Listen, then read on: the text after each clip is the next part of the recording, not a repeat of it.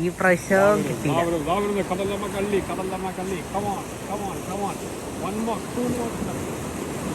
സ്വന്തം ചവിട്ടി കുളമാക്കി.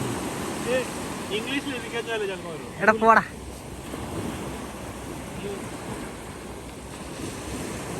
എടാ ഈ സായിപ്പ് മുഴുവൻ ഉള്ള തെറി മുഴുവൻ മുറയിട്ടാ.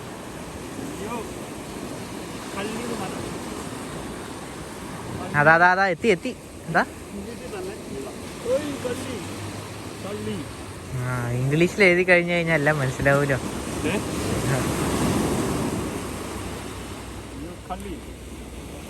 Come on.